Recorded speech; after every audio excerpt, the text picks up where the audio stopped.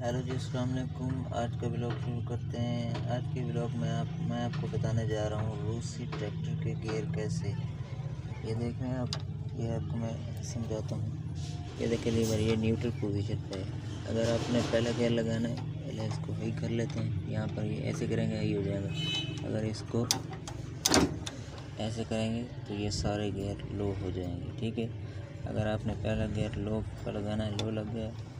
अब इसको यहाँ पर वो देखें, ये ऐसे, ये पहला लग गया, ठीक है ना। अब दूसरा लगाना है, ऐसे कर दूसरा लग जाएगा।